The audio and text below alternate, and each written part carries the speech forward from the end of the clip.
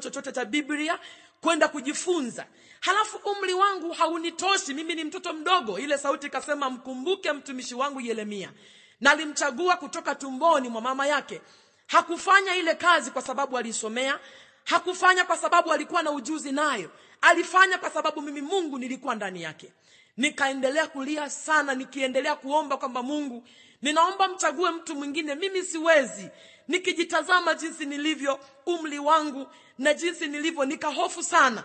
Lakini ile sauti ikasema, nimekuchagua uwe mtumishi wangu. Hutafanya hiyo kazi kwa shauri lako, utafanya kwa sababu mimi Mungu nimekutuma. Nikaendelea sana kupigishana kelele na ile sauti, huku nikiendelea kulia kwa sauti nikihofu. Baadaye Mungu akaniambia kwamba nimekuchagua, usihofu. Baadaye dada mmoja aliyekuwa kote kwenye chumba kile cha maombi, aliposikia ile sauti yangu nikilia, ikawa imewaamsha. Baadaye akasema, Nyisake, ikiwa Mungu amekuchagua, huna sababu ya kukataa. Bwana Yesu asifiwe sana. Nikiwa katika hali hiyo, dada yule akanitia moyo, tukaanza kuomba. Tulipoendelea kuomba na wenzetu pia wakaamka, tukaendelea kuomba. Hatukulala tena mpaka kulipopambazuka. Kwa ajili tukaendelea kujiandaa, tukaoga, tukapata chai, tukaenda tena kwenye mkutano. Ikawa wakaniomba tena mwenyewe kwamba Nyisake na wengine kadhaa mtakwenda kwenye semina ya asubuhi. Nikaondoka kwenda kwenye ile semina iliyokuwa inaanza saa 4 asubuhi katika kanisa moja wapo ambao tulikuwa tunafanyia ile mikutano. Tulipofika pale tukafanya semina kama kawaida. Baada ya kufanya ile semina ndipo tukawa tunatoka ili tuende kwenye chumba cha maombi. Tukiwa njiani, mwenzetu mmoja alitoa wazo ya kwamba kuna rafiki yetu mpendwa katika Bwana ambaye ameugua muda mrefu. Sasa tuende tukamuone na kumtaka hali anaendeleaje kabla hatujaenda kwenye chumba cha maombi. Bwana Yesu asifiwe sana. Tulipokuwa tumefika pale, tukamkuta ndugu yetu anaendelea vizuri. Tukamshukuru Mungu kwa maombi. Baada ya kuona ndugu yetu anaendelea vizuri, kisha tukaendelea kujifunza juu ya Biblia. Yaani mwenye swali gumu akawa anauliza kama mimi mahali fulani sipaelewi, na aliyeweza kujibu tukaendelea kujibizana hivyo hivyo tukisaidiana. Baadaye tulipotazama muda, tukaona muda wetu umekwisha. Tunatakiwa tena tuende kwenye chumba cha maombi ili tukawapokee wenzetu wanaotakiwa waende kwenye mkutano wa jioni. Sisi tukave ile nafasi tuingie kwenye maombi. Ndipo tukasema, jamani, kama tulipofungua kwa maombi na kumshukuru Mungu, ndivyo tufunge kwa maombi. Ninachokumbuka kitu kimoja ni kwamba tulikuwa katika hali ya kumwabudu Mungu.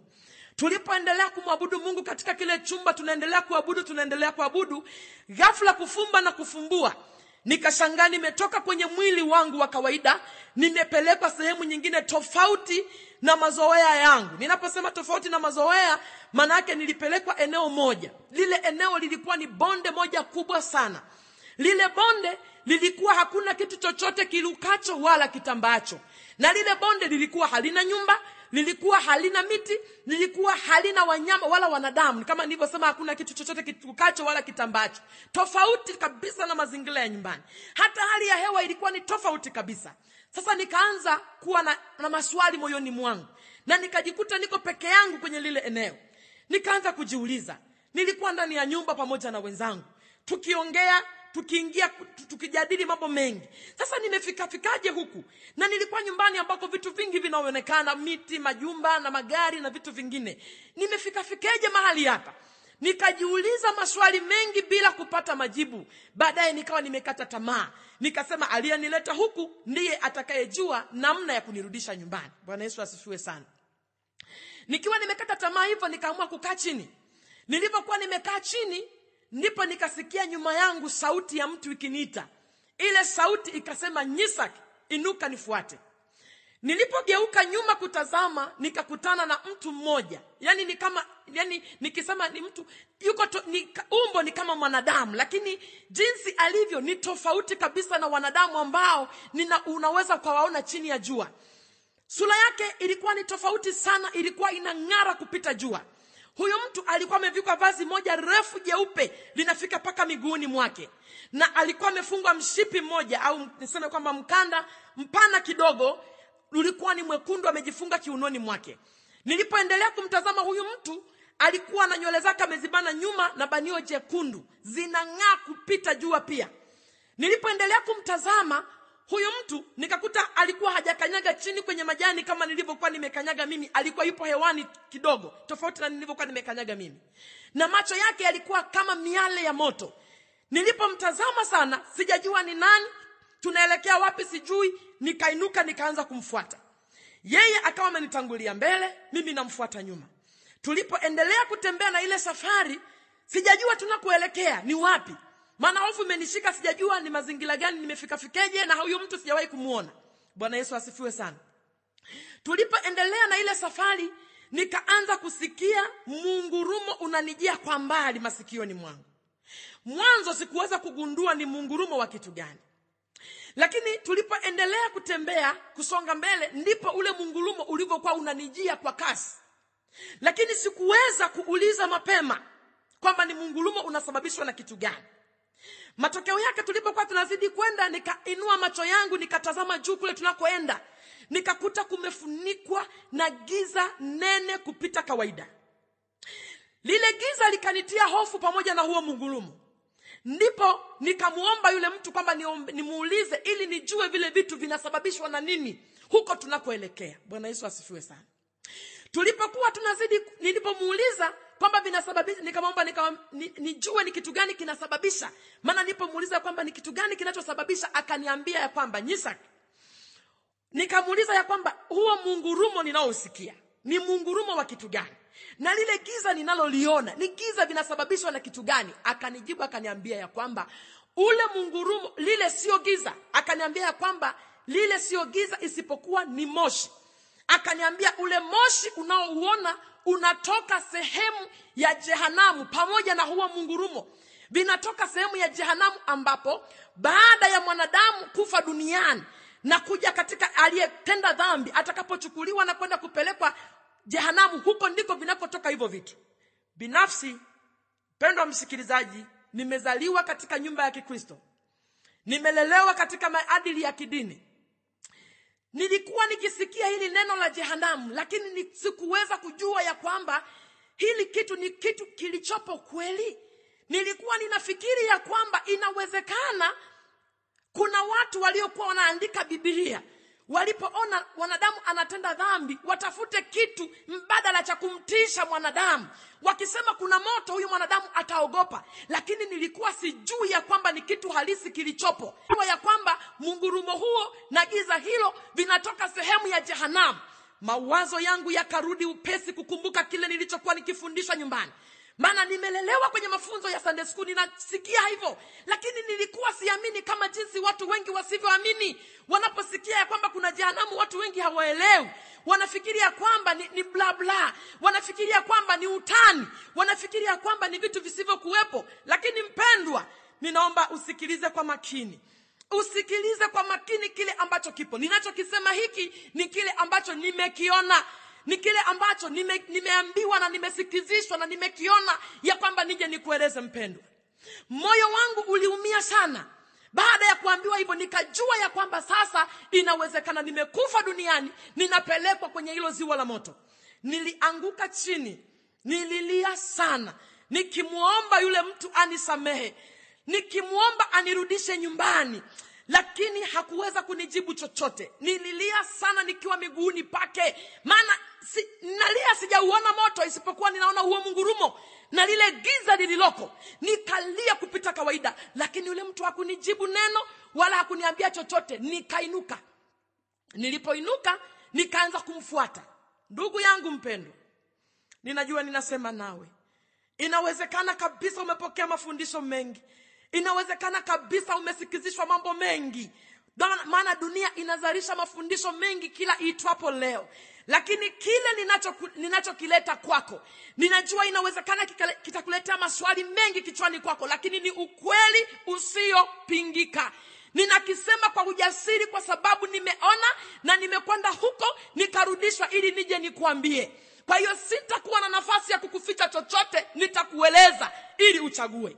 Kama utaamua kwenda jehanamu, ni wewe umeamua. Kama utaamua kumtumikia Mungu, ni wewe umeamua. Lakini ujue ya kwamba kile nilichoambiwa sitakificha hata kimoja, ili ujue uwe katika hali ya kuchekecha.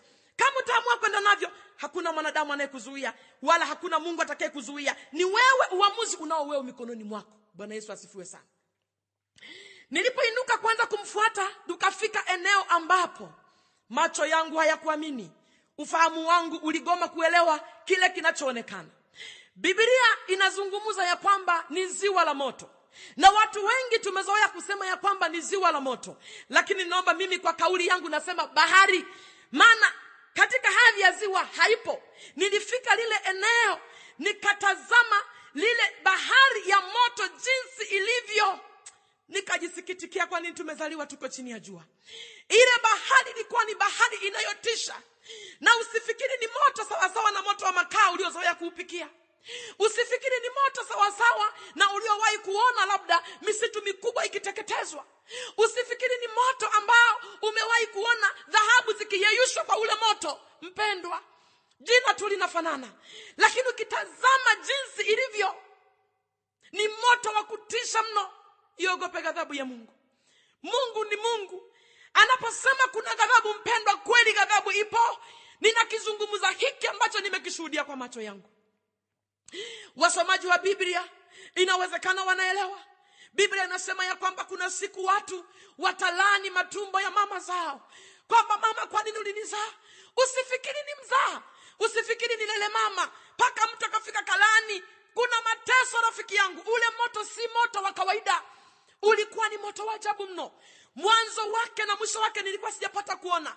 Hapa ninapokueleza ni pale ambapo upeo wa macho yangu ulifanikiwa kupaona. Sikuweza kumaliza kuona. Ulikuwa ni shimo kubwa mno, na ule moto ulikuwa unalipuka kupita kawaida. Mlipuko wake ulikuwa ni mlipuko usioelezeka. Unalipuka juu mno, na wale waliowahi kuona bahari ya kawaida ya duniani ya maji wanajua kwamba kawaida bahari inakuwa na mawimbi. Na ile bahari pia ina mawimbi. Yale mawimbi yake linakwenda kuinuka upande moja, wimbi moja zito kama mlima. Litakapoinuka linapokwenda kujitupa upande wa pili, mungurumo utakapotokea hapo, mwanadamu huna ujasiri wa kusimama mbele ya hukumu ya Mungu. Munguruma unaotisha, na hilo wimbi haliinuki moja tu, linainuka lingine hapa kama kawaida ya mawimbi ndani ya bahari. Mawimbi mazito mno, na ule moto ulikuwa hauna rangi kamili. Mara nyingine unakuwa ni mweusi sana, mara nyingine unakuwa ni mwekundu sana, mara nyingine zile rangi zinajichanganya. Nilipoutazama nikakuta ninaishiwa nguvu. Mwili wangu hauwezi kustahimili. Nikalia kwa uchungu mno. Lakini nikaendelea kutazama, nikakuta ndani ya ule moto kuna wadudu walio hai wanatembea. Najua kwenye sayansi ya mwanadamu ni vitu visivyoelezeka, ni vitu visivyoaminika. Ninajua kabisa, unaelewa ya kwamba hata mawe makubwa kwenye moto yanaweza kupasuka. Hata dhahabu kwenye moto inayeyuka. Vitu vingi kwenye moto vinakufa. Iweje huyu mtu leo atuambie ya kwamba wadudu walio hai wanatembea kwenye moto ulio namna hiyo? Ule moto wa ajabu. Mara nyingine unakuwa ni mwekundu sana, mara nyingine unakuwa ni mweusi kupita lami, mara nyingine zile rangi zinajichanganya, lakini hawa wadudu wako hai. Hawa wadudu nilipowazidi kuwatazama nikafikiria kwamba watateketea, lakini kadiri nilivyokuwa nazidi kuwatazama walikuwa hawateketei wala hawaonyeshi hali ya kuungua. Ni sawa sawa na samaki ndani ya maji. Nilipoendelea kuwatazama nikakuta wale wadudu walikuwa ni wana mfano wa wale nyoka wembamba sana. Halafu walikuwa hawana mkia. Huku walikuwa ni mdomo na huku ni mdomo. Na kila mdomo mmoja ulikuwa na meno mawili. Yale meno unaweza kufananisha kidogo urefu wake sawa sawa na biki, hizi biki za kuandikia. Yalikuwa yanafanana yale meno yao. Kwa hiyo anaweza kutembelea huku na huku pia. Halafu walikuwa na pingili kama umewahi kuona, ndugu msikilizaji unayenisikiliza leo, kama umewahi kuona nge, ndivyo wale wadudu ndivyo walivyokuwa. Sasa nge ana rangi moja, lakini wale wadudu walikuwa na rangi mbili tofauti. Sehemu nyingine ni weupe na sehemu nyingine kulikuwa na rangi tofauti na ule weupe wao. Bwana Yesu asifiwe sana. Nilipoendelea kuwatazama, nimekuambia nikakuta hawateketei. Ndipo nikaamua kuuliza, nikasema samahani, naomba niuliza. Kaniambia uliza. Nikasema wale wadudu ni wadudu wa aina gani? Mbona moto ni mkali kiasi hiki? Mbona hawaungui wala hawateketei? Akaniambia kwamba wale wadudu ni funza wa jehanamu. Wao hawateketei wala hawaungui. Wamewekwa humo ndani kwa ajili ya mateso ya wanadamu watakao kuja kutupa ndani ya hili ziwa. Wao hawaungui wala hawafi. Nikauliza, mbona wana rangi mbili? Ina maana zile rangi ni mapambo au ndivyo alivyoumbwa?